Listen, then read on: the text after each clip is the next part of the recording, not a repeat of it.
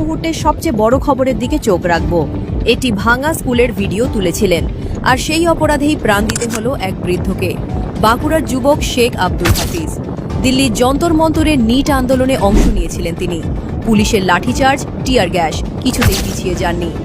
আন্দোলন শেষে গ্রামে ফিরে সিজেপির স্কুল ঠিক করো অভিযানের সমর্থনে নিজের এলাকার একটি বেহাল সরকারি স্কুলের ভিডিও তুললেন। সেই ভিডিও সোশ্যাল মিডিয়ায় পোস্ট করলেন। স্বপ্ন ছিল একটাই, যে স্কুলে নিজে পড়েছেন সেই স্কুল যেন ভালো হয়।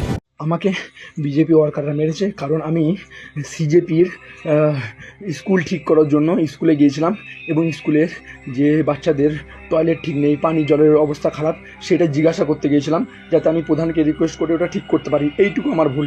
এর জন্য এখানে বিজেপির ওয়ার্কাররা সব আমাদের গ্রামে এসে আমাকে মেরেছে। আমার বাবার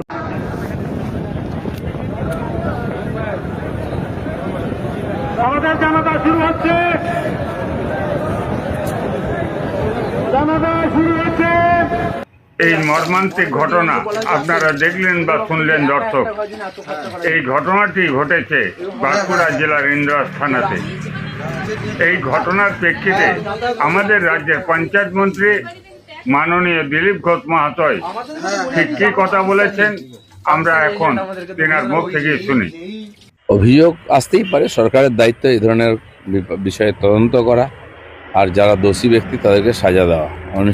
নিশ্চয়ই সেটা হবে। এই ঘটনার প্রেক্ষিতে সিজেপির মুখপাত্র সৌরভ দাস ঠিক কি বলেছেন আপনারা তেনার মুখ থেকে শুনুন। अब जब ये हम लोगों ने कैंपेन लॉन्च किया 13 तारीख को, अब्दुल नाम के एक 26 साल के व्यक्ति है जो यहाँ पे भी हमारे साथ चलो संसद वाले प्रोटेस्ट में, जनता मंतर वाले प्रोटेस्ट में उन्होंने भाग लिया था।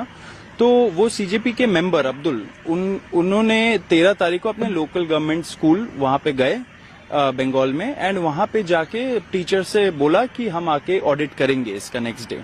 उसी रात को बीजेपी के जो गुंडे हैं वो आए अब्दुल के घर एंड उनको बहुत ब्रूटल तरीके से पीटा। उनके पापा जब अब्दुल को बचाने लगे तो उनके पापा को भी पीटा, एंड ऐसा पीटा कि उन्होंने जान ले ली। आज हम लोग को कल हम लोगों को पता चला कि तबीयत उनकी बहुत खराब हो गई थी अब्दुल के पापा की, एंड शाम तक वो गुजर गए। तो बहुत बहुत निंदनीय चीज है, ऐसा हो रहा है। हम लोग तो एक कैंपेन चला रहे कि गवर्नमेंट स्कूल्स ठीक करें, मतलब इसमें बताइए सब लोगों को सपोर्ट करना चाहिए, कोई भी विचारधारा के लोग हो।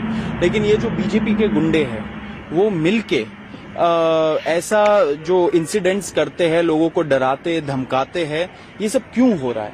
ये इसलिए हो रहा है कि ये लोग एंटी स्कूल है, ये लोग एंटी इंटेलेक्चुअल्स है। ये इनको लगता है कि शिक्षा से क्या होगा, गुंडाबाजी से होता है सब कुछ। तो गुंडागर्दी में लोगों को भरोसा नहीं है। आप अगर सोच रहे हो कि ये सारे इंसिडेंट्स करके आप यंग लोगों को, युवाओं को डरा दोगे, तो आप गलत फहमी में जी रहे हो। जब टाइम आएगा आप लोगों के खिलाफ भी बहुत सख्त कार्रवाई होने वाली है। ग्राउंड लेवल पे अवेकनिंग चल रहा है, एंड ग्राउंड लेवल पे लोग आप देखोगे इतने सारे बच्चे खुद ब खुद जेन अल्फा, जेन एक्स, जेन जी सारे मिलके अपने स्कूलों को ठीक करने में लगे हुए हैं। इसमें उनको हेल्प करने के बजाय आप लोगों का मर्डर कर रहे हो। मतलब बताइए, शर्म आनी चाहिए। बीजेपी वाले भी जो है उनको भी समझना चाहिए कि ये सारी चीजें पोस्ट जंतर मंतर इंडिया में नहीं चलेगी, युवा एक्सेप्ट नहीं करेगा। उनको अपोलोजाइज करना चाहिए इस चीज के लिए। इसलिए हमारा जो एक डेलीगेशन है, आशुतोष रांका जी जो है, आशुतोष जाएंगे बंगाल, कल जाके अब्दुल से मिलेंगे, उनके फैमिली से मिलेंगे, एंड पुलिस को बोलेंगे कि ऐसे लोगों को सख्त से सख्त सजा देनी चाहिए। एंड जब तक सजा नहीं मिल जाती है, जब तक उन्हें justice they are not brought to justice, तब तक हम लोग रुकेंगे नहीं। सीजेपी का पूरा फैमिली एंड सारे युवा अब्दुल के साथ है, अब्दुल के फैमिली के साथ है।